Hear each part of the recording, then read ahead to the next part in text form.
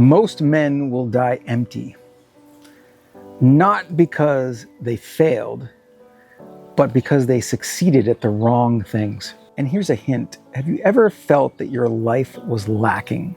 That you were flat, numb, lacking a bit of fire, as if nothing could ever stir you or excite you, as if you were walking through a dull, gray flatland? Well, you're not alone. Most men are quietly trapped, and tragically, most will die there. Tired, unfulfilled, and hollow, climbing the wrong mountain, and if they even reach the top, realizing that it wasn't their mountain at all. We're told that the goal is wealth, status, and possessions. And so we grind it out day after day. We sacrifice years of our lives chasing it. And when we finally look up, it's just too late. The clock has run out. And I know this not as a theory, but as a memory. When my father died, I swear that I saw that regret in his eyes. Or maybe I only imagined it, but it felt like horror to me, like a wasted life, like he thought he could be so much more, a better man and a better father. And so the tragedy is twofold. Not only do we waste our own lives, but we fail the ones who loved us. They look back and they secretly whisper to themselves, what a waste. And I mean, just look around at our society. Look at all the men around you and look at our leaders.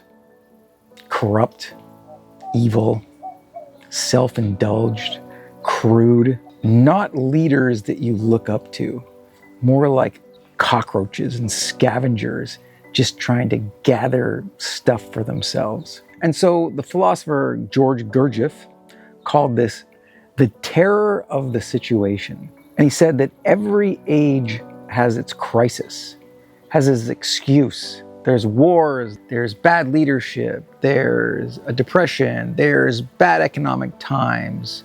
All of these excuses exist in every age, not just this one. And he said, without conscious effort, we slip into sleep, or even sleepwalking through life. We become like machines, or even like ants, or bees, or sheep, moving through life without selfhood, without individual purpose, without examining ourselves and asking ourselves who we really are, but instead just waiting for orders, waiting for someone else to tell us who we should be. And here's the worst part. We cling to these chains. We love our mechanical suffering.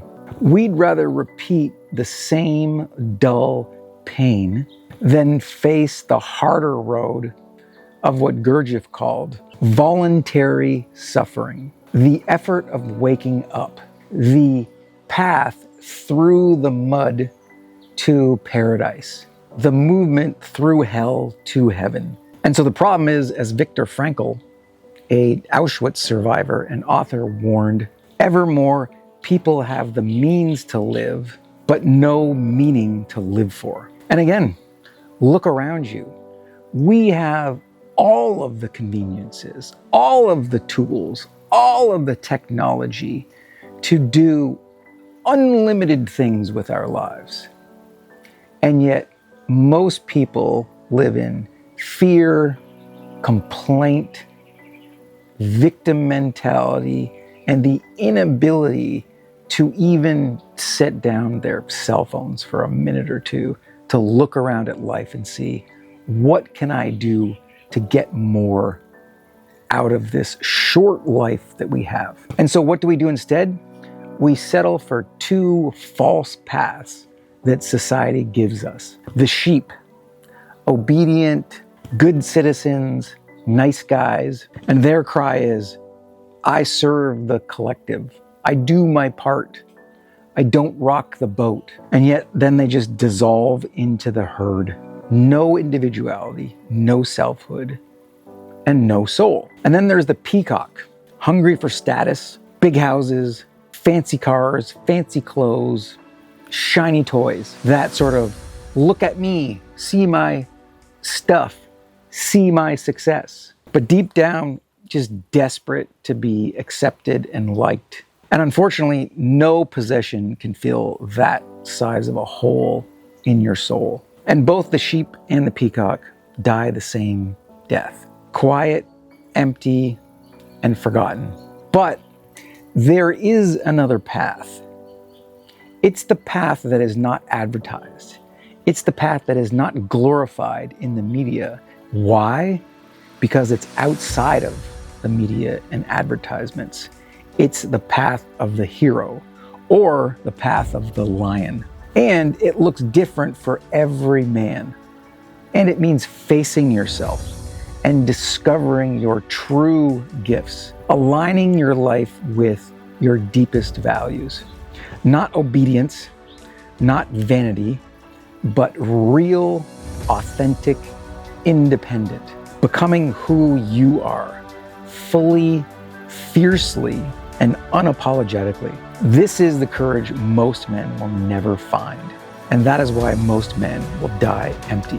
But if you are one of those that want the lion's path, then where do you start? Well, you can start by asking yourself these questions. Number one, am I chasing money, status, wealth, or fame? Or am I mastering something I truly believe in? Number two, am I playing it safe? Or am I seeking out real challenges that help me grow? Number three, do I even know what I value? And that is what I need to really feel alive. Number four, am I just reacting to life's chaos? Or am I creating and planning my own life? So I'll ask you, will you drift along as a sheep? Or will you strut around as a peacock, only to die empty? Or will you choose the lion's path, your path? The world is waiting and your time's running out. And if you need help finding that path, this is the work I do, hit me. Otherwise, I hope that stirred something inside you. And if you want more of that, stay tuned, like, subscribe, and please share this with someone you love who could probably use it. Thanks for watching. See you in the next one.